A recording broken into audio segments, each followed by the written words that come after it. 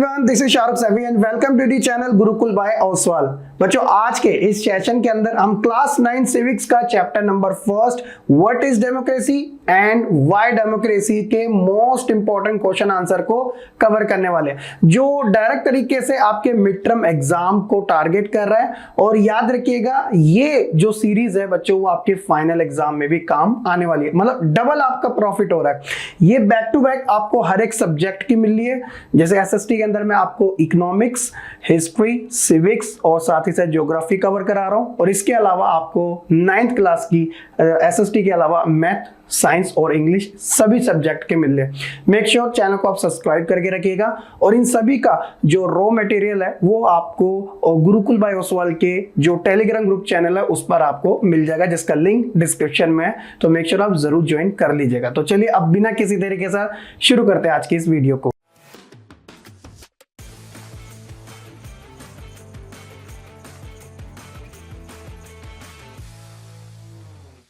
तो देखिए, वैसे तो ये जो लेसन है आपका what is democracy, why democracy, देखा जाए तो काफी सिंपल लेसन है, मतलब समझने लायक है। इसके अंदर ना आपको वेरियस कंट्री के एग्जांपल दिए गए, जिसमें आपको बताया गया कि क्यों डेमोक्रेसी सबसे बेटर मानी जाती है। क्योंकि हमने बहुत सारी कंट्री के इसके अंदर एग्जांपल पढ़ रखे हैं, जिससे हमें खुद ही ये पता चल जाता है कि यार इस कंट्री में डेमोक्रेसी उन तरीके से रन नहीं की जाती जो हमने पढ़ी है। तो देखिए कौन कौन से एमसीक्यू स्टार्टिंग में आपके लिए, इसके बाद शॉर्ट एंड लॉन्ग क्वेश्चन जो 2, 3 एंड 5 मार्क्स के होते हैं।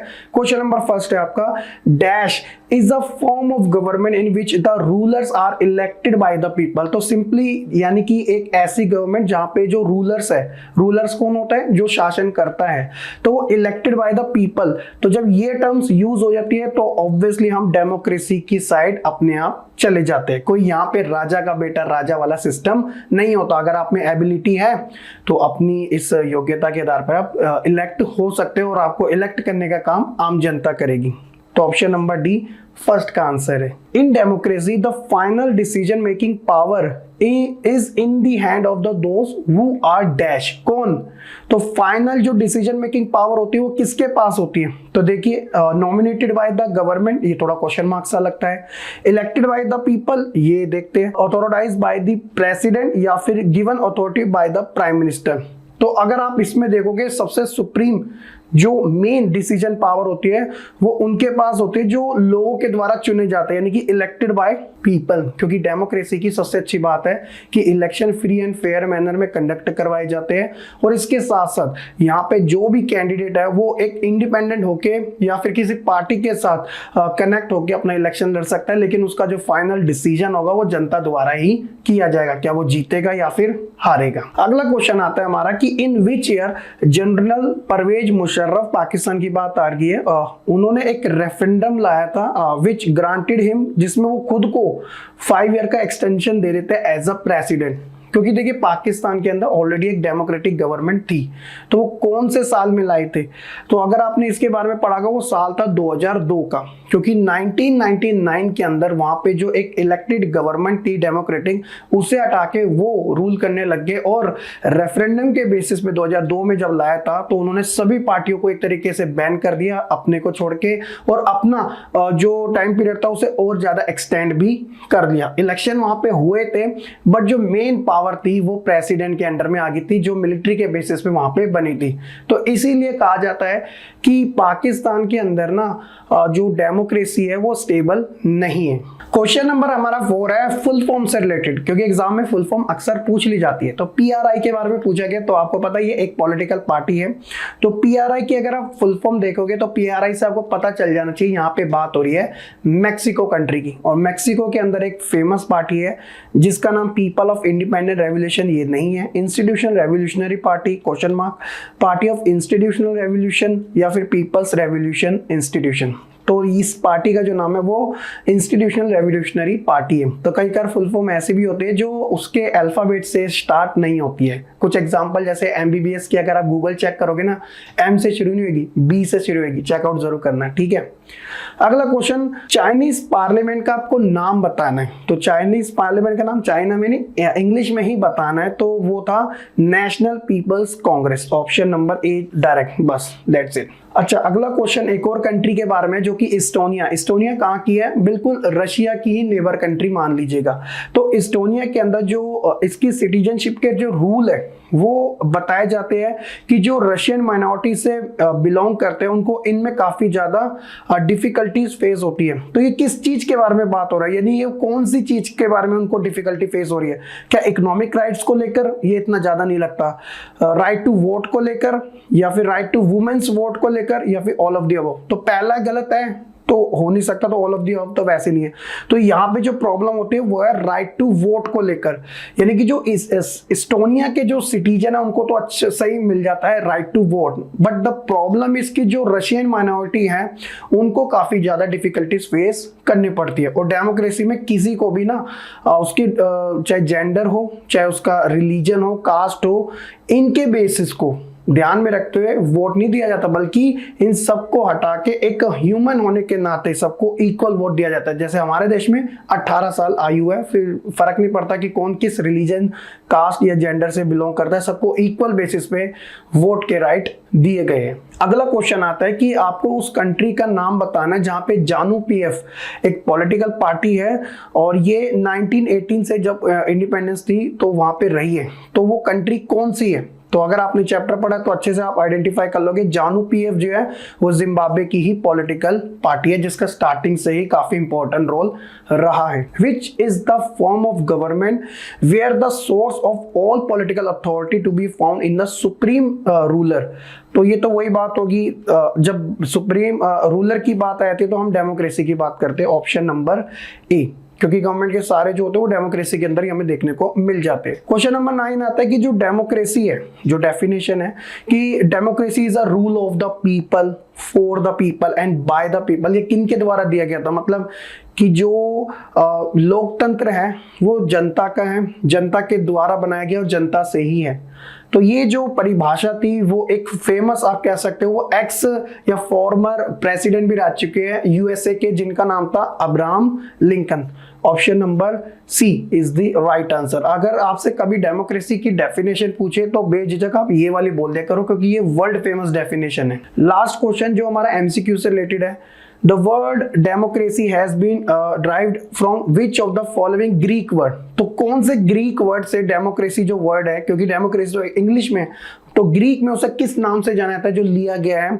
तो डेमोक्रेटिया बोलने में ऐसा लग रहा है लेकिन स्पेलिंग में ये थोड़ा मिस्टेक है। डेमोक्रेट तो है नहीं और डेमोक्रेट भी नहीं है, तो वो डेमोक्रेटिया है। तो जिसके अंदर डेमोस और क्रेटिया मिलके डेमोक्रेसी बनी है, जिसका मतलब होता है रूल ऑफ पीपल, यानी कि लोगों का ही शासन, वो डेमोक्रेसी है।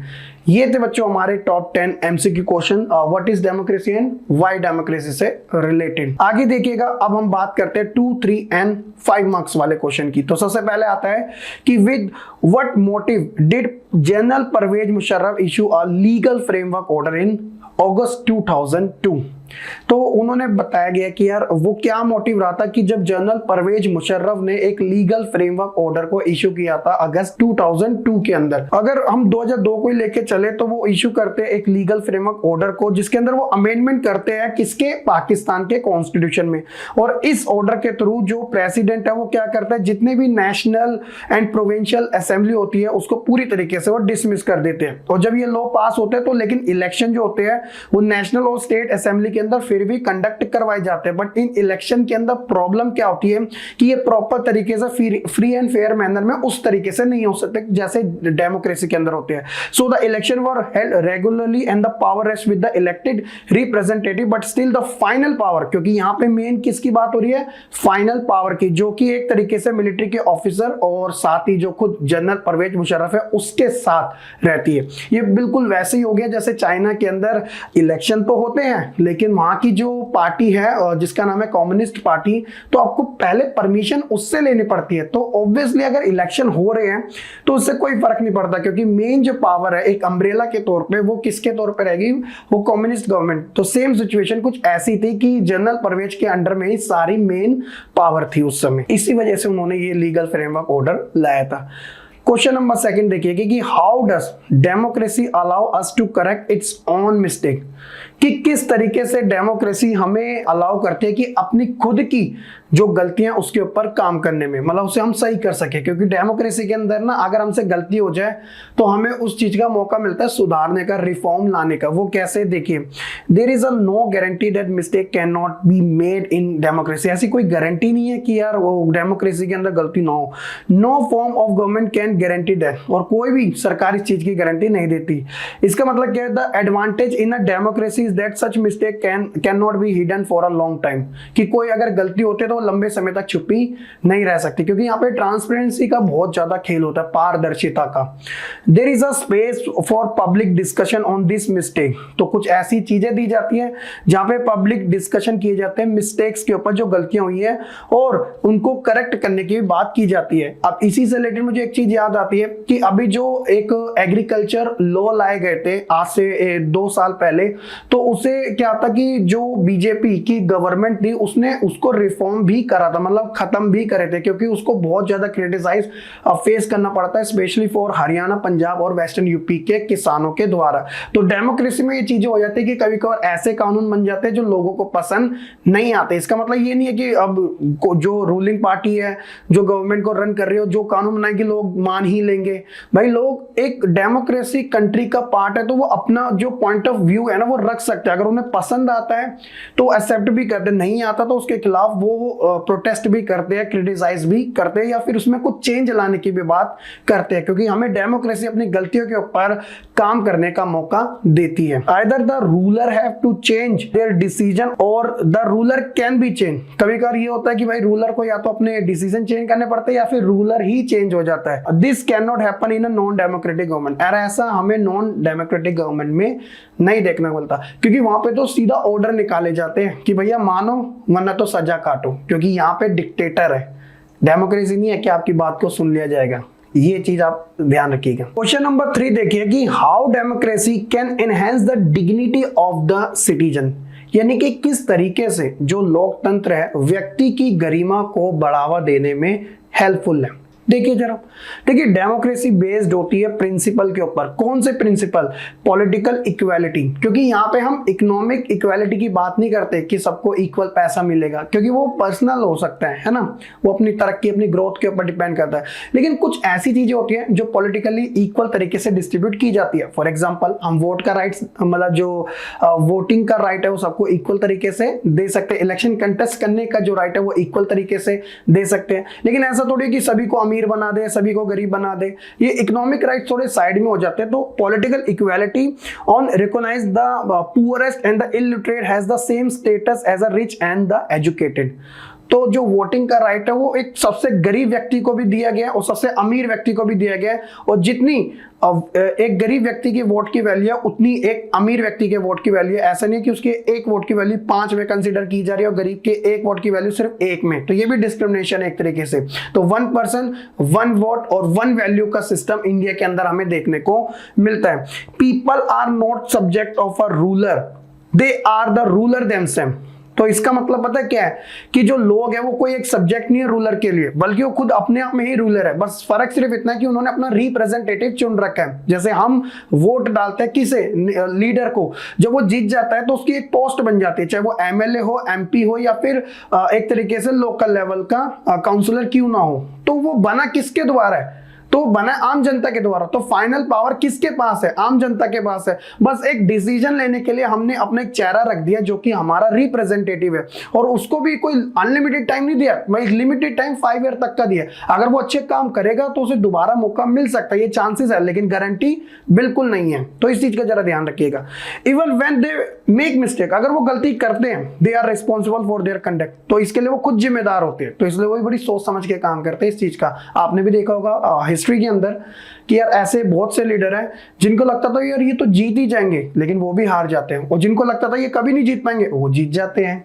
भाई 1980 में बीजेपी पार्टी बनी थी और आज 2024 चल रहा है, उसने कितनी ज्यादा तरक्की करी है कोई सोच भी नहीं सकता था। कहाँ उसकी स्टार्टिंग में 2 या 3 सीटें आती थी, आज वो फुल मेजोरिटी के साथ रूलिंग पार्टी भी बनी हुई है। तो ये है डेमोक्रेसी की खूबसूरती। अगला क्वेश्चन, आपको कोई 3 आर्गुमेंट बतानी है जो डेमोक्रेसी के साथ है, खिलाफ नहीं है, फेवर में है। तो देखिए, ये आप इसे ऐसा समझ सकते हो, मेरिट्स ऑफ डेमोक्रेसी, कि क्या क्या खास चीज है, क्यों डेमोक्रेसी इतनी पॉपुलर है। Let's see. कुछ फर्स्ट पॉइंट है कि डेमोक्रेटिक गवर्नमेंट जो होते हैं ना वो ज्यादा अकाउंटेबल होती है। A democracy require that the rulers have to attend to the needs of the people. और जो रूलर्स है वो लोगों की जरूरतों को ध्यान में रख के ही काम करते हैं, ये नहीं कि अपनी मन मर्जी से जो चाहे वो कर रहे हैं, क्योंकि भाई जनता हमेशा नजर बनाए रखती है। अगर ज्यादा महंगाई होगी, रेट इंक्रीज होंगे और साथ ही साथ लोगों की जो एस्पिरेशन अगर वो फुलफिल नहीं होगी तो ऑब्वियसली जनता तो नाराज होगी। और नाराजगी वो कैसे जाहिर करेगी? क्रिटिसाइज करके, प्रोटेस्ट करके, मांग करके, डिमांड करके। और ऐसे में तो आप जानते हो कि जब चीजें प्रेशराइज ज्यादा होने लग जाती है तो कहीं ना कहीं जो नेता लोग हैं ना, फिर उनको भी अकल आ ही जाती है। डेमोक्रेसी बेस्ड होती है नेगोशिएशन के ऊपर और डेलिब्रेशन के ऊपर, कि चलो भाई बातचीत के मसले पर हल कर लिया जाए, जो कि इंप्रूव करती है क्वालिटी ऑफ डिसीजन मेकिंग को। अगर हम जनता, मान लीजिएगा कि किसी लीडर से या किसी पार्टी से गलत लॉ बन जाते हैं, गलत चीजें हो जाती है, तो जनता के साथ नेगोशिएट कर लेता है तो वो जनता आराम से शांत भी हो जाती है, अगर वहां पे उसका कोई सॉल्यूशन ऑल्टरनेटिव टाइप का निकलता है तो ये डिसीजन मेकिंग और अच्छा इंप्रूव करती है। साथ ही साथ वही चीज है कि ये हमें अलाउ करती है जो हमारी खुद की मिस्टेक है उसके ऊपर काम करने में। और डेमोक्रेसी में क्या होता है कि there is always a scope that the ruler can change their wrong decision और the ruler themselves can be change. अगर रूलर से गलती हुई है तो वो अपने डिसीजन चेंज भी कर सकता है, या फिर वो खुद ही अपने आप को चेंज कर दे, यानी कि रेजिग्नेशन दे दे। अक्सर ऐसा होता भी आया है। ठीक है, तो ये फेवर वाली बातें है कि डेमोक्रेसी में बात रखी जाती है, सुनी जाती है, समझी जाती है, और हर चीज का अपना एक टाइम होता है। आप मान के चलो कि आप एग्जाम में ये पढ़ के चले गए फेवर ऑफ डेमोक्रेसी, लेकिन एग्जामिनर लिखना बहुत ज्यादा चला कि उसने लिख दिया कि डीमेरिट्स बताओ, मतलब आर्गुमेंट्स बताओ जो डेमोक्रेसी के अगेंस्ट में होने चाहिए। आप बोलोगे अरे यार मैं तो फेवर में करके गया था, यहाँ पे तो अगेंस्ट वाला गया। तो आपको दोनों क्वेश्चन कवर करने हैं, और मैं आपको ये नहीं बोल रहा कि कौन सा वाला करना है, मैं आपको बोल रहा हूँ दोनों करने हैं, डजंट मैटर कोई भी आ जाए, इस चीज का ध्यान रखिएगा। तो देखिए अभी हमने वही होता है ना, कॉइंस के 2 साइड होते हैं, तो एक तो हमने अच्छाई के बारे में जान लिया, तो फिर भी डेमोक्रेसी के अंदर ना कुछ कमियां है जिसके ऊपर काम किया जा सकता है। वो कमियां क्या क्या है उसे देख लीजिएगा। इसके अंदर सबसे पहली चीज मुझे भी ऐसा लगता है कि जो लीडर्स है ना वो चेंज होते रहते हैं, मतलब कि ये सारी चीजें इंस्टेबिलिटी को दर्शाती है। देखिए कम्युनिस्ट गवर्नमेंट की एक खास बात होती है कि ना उनके ऊपर ना डिस्ट्रैक्शन नहीं होती, कोई दूसरी पार्टी रूल कर, लेकिन उनको ये डर ही नहीं होता क्योंकि सिंगल पार्टी है। तो इसलिए क्या होता है कि पार्टी की स्टेबिलिटी बनी रहती है।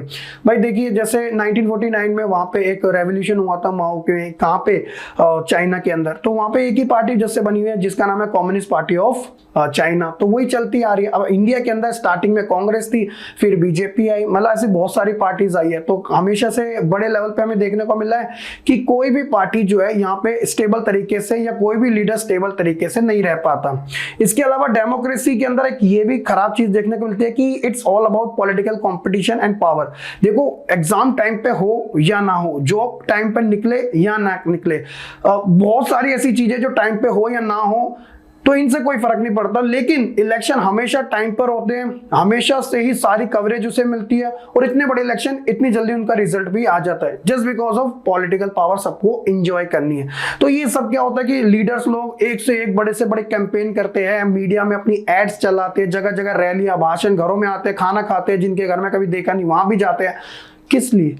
जस्ट बिकॉज कि यार वो जीत जाए, क्योंकि उनको पावर चाहिए। 5 साल बहुत भी होते वैसे देखा जाए तो समटाइम ऐसा लगता है कि डेमोक्रेसी तो पॉलिटिकल कंपटीशन और पावर प्ले है, जहां पे पॉलिटिकल जो भी पार्टी होती है वो ट्राई करती है इलेक्शन को जीतने में। वो जीतती है अलग अलग, जैसे होता है ना, अपने मोहरे फैलाते हैं, कभी वो कास्ट फीलिंग को लेके, कभी वो कम्युनलिज्म को लेके, कभी वो प्रैक्टिस करते इमोरल मेथड्स को लेके कि बस वो इलेक्शन जीत जाए। तो ये सारी चीजें देखने को मिलती है।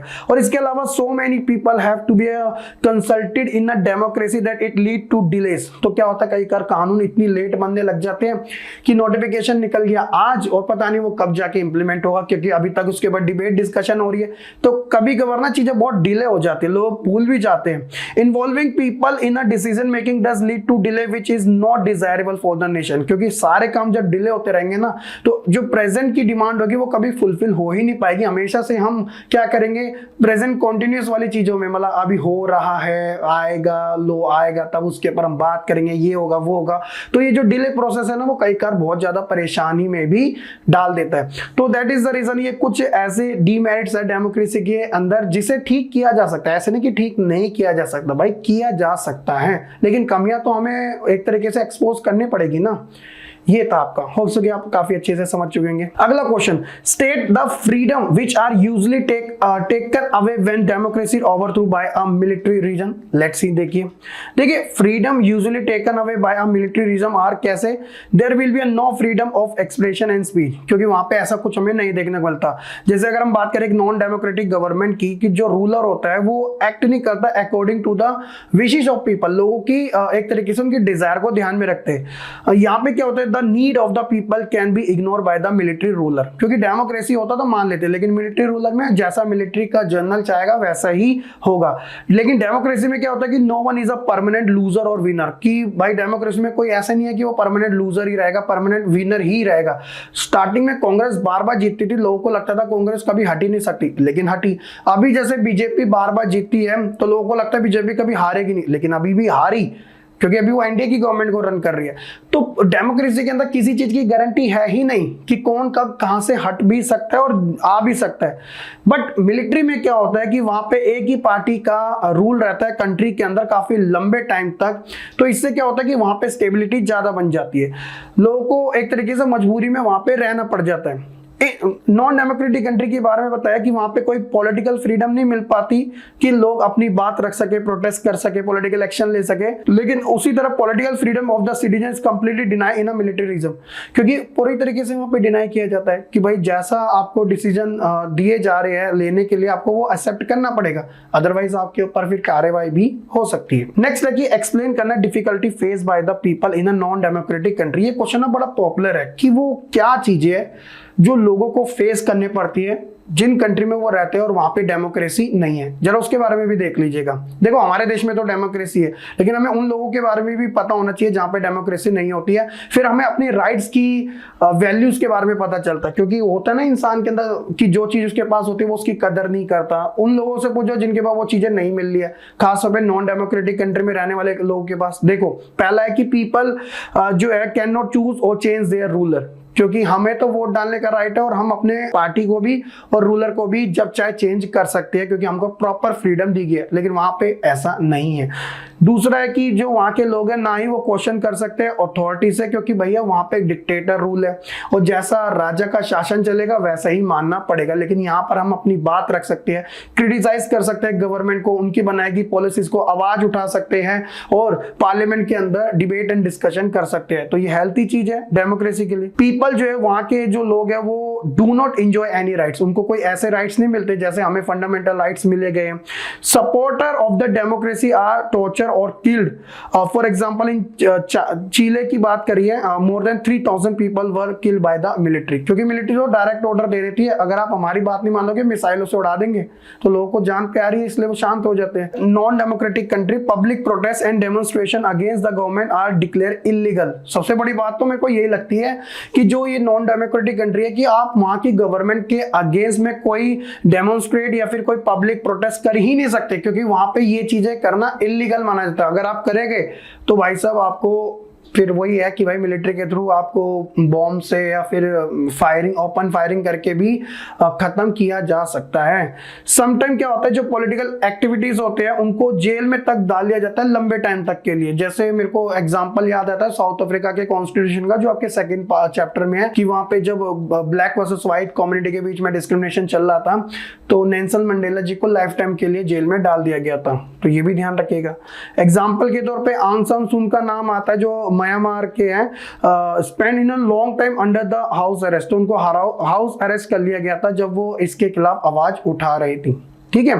ये कुछ क्वेश्चंस, ये आपके डिफिकल्टी है जो कि उन कंट्री में देखने को मिलती है जहां पे डेमोक्रेसी नहीं है। अगला क्वेश्चन है कि what step were taken by the PRI to win election in Mexico.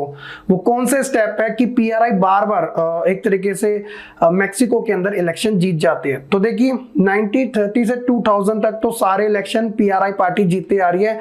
जो ऑपोजिशन पार्टी है ना वो इलेक्शन कंटेस्ट करती है, लेकिन वो कभी भी अपनी जो जीत है वो मैनेज नहीं कर पाती, क्योंकि पीआरआई ना क्या करती है, डर्टी ट्रिक्स का यूज करती है बार बार इलेक्शन को जीतने में। जितने भी गवर्नमेंट एम्प्लॉय हैं तो एक तरीके से वो पीआरआई की पार्टी को अटेंड करते हैं। साथ ही साथ जो टीचर्स हैं उन गवर्नमेंट स्कूल के, उनको एडवाइस किया जाता है समटाइम, यहाँ तक कि फोर्स भी किया जाता है कि भैया पेरेंट्स को एक तरीके से बोलो कि आपको जो वोट डालना है वो किसके फेवर में डालना है, पीआरआई के, कोई अदर में नहीं डालना, वरना अदर आपके बच्चे को स्कूल से निकाला जा सकता है। मीडिया जो होती है हमेशा क्रिटिसाइज करती है ऑपोजिशन पार्टी को, लेकिन इग्नोर कर देती है रूलिंग पार्टी को, और जो अच्छी चीजें होती है रूलिंग पार्टी की वो बताती है, लेकिन गलत चीजें नहीं बताते, जिससे कि लोगों में मैसेज आएगा कि जो रूलिंग पार्टी है पीआरआई वो कभी गलत है ही नहीं। अगर वो गलत करे तो वीडियो से दिखाएंगे नहीं। ये चीजें हो जाती है। समटाइम क्या होता है, पोलिंग बूथ जो होता है वो शिफ्ट कर ले जाते हैं एक जगह से दूसरी जगह पे, जहां पे क्या हो जाता है कि ये एक तरीके से हैम्पर क्रिएट करने की कोशिश की जाती है कि एक होता है ना जाली वोट डाल देना कि बार बार पार्टी जीत जाए इलेक्शन में। साथ ही साथ पीआरआई क्या करती है, बहुत सारा जो मनी है वो मैनिपुलेट करने में, इलेक्शन में, कैंपेन में लोगों को देती है, करप्शन को बढ़ावा देती है। बस उन्हें जीत चाहिए, वो उसके लिए कोई भी हद तक चले जाती है। तो इसमें हमें ये सारी चीजें देखने को मिलती है कि लोग वोट तो डालते हैं लेकिन उनके पास कोई चॉइस नहीं है, क्योंकि वहां पे क्या करती है पीआरआई पार्टी इन सारी चीजों के बेसिस पे बार बार इलेक्शन जीत जाती है, जो कि डेमोक्रेसी नहीं कहा जा सकता एक तरीके से, क्योंकि डेमोक्रेसी के अंदर election free and fair manner में डिपेंड करते हैं। अगला है कि कंपेयर करना आपको डेमोक्रेटिक सिस्टम चाइना और मैक्सिको का। तो देखिए चाइना के अंदर क्या है, इलेक्शन के अंदर पीपल्स के पास कोई चॉइस नहीं है, क्योंकि वहां पे एक सिंगल पार्टी है जो कि कम्युनिस्ट पार्टी, और वो जो रूलिंग पार्टी है एक तरीके से उनको सबसे पहले परमिशन लेनी पड़ती है इलेक्शन कंटेस्ट करने के लिए, किससे, कम्युनिस्ट पार्टी से। लेकिन मैक्सिको के अंदर क्या है कि लोगों के पास चॉइस है वोट डालने की, बट एक तरीके से आप कह सकते हैं कि वो चॉइस के तौर भी ना नाम मात्र की है। The people seem have two choice but practically they did not have any choice, क्योंकि भाई बार बार पीआरआई की साइड ही वोट चले जाता है। आप वोट डालो ऑपोजिशन को, चले जाएगा पीआरआई को। There was no way the ruling party could be defeated even if the people were against it.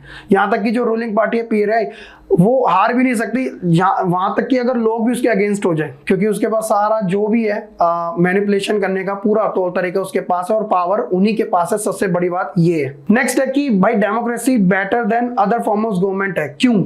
क्योंकि ये अपनी गलतियों को सुधारने का मौका देती है। तो इसको अगर आप एक्सप्लेन करोगे तो ये बिल्कुल वैसा ही क्वेश्चन है जैसा भी हमने डिस्कस किया था कि यहाँ पे there is no guarantee that mistake can not be made in democracy, no form of government can guaranteed. क्योंकि यहाँ पे एडवांटेज है कि अगर कोई गलती होती है तो वो लंबे समय तक छुप नहीं सकती, और यहाँ पे क्या होता है कि स्पेस दिया जाता है पब्लिक डिस्कशन के लिए गलतियों के ऊपर, और साथ ही साथ करेक्ट करने की भी बात की जाती है। अगर क्या होता है कि अगर रूलर कोई गलती को चेंज नहीं कर पा रहा तो वो खुद चेंज हो जाता है, वरना तो वो चेंज करते हैं नेगोशिएशन के बेसिस पे। लेकिन ऐसी सारी चीजें हमें नॉन डेमोक्रेटिक गवर्नमेंट में नहीं देखने को मिलती। तो दैट इज द रीजन ये कहा जाता है कि जो डेमोक्रेसी है वो better than other forms of government. और वर्ल्ड के अंदर 190 से ज्यादा देश है, ज्यादा देशों में आपको डेमोक्रेसी ही देखने को मिलेगी। सो ये थे बच्चों हमारे what is democracy and why democracy से related most important question answer, जिसके अंदर एमसीक्यू, शॉर्ट एंड लॉन्ग सभी इंक्लूड है। होप सो कि आपको काफी अच्छे से समझ आएंगे।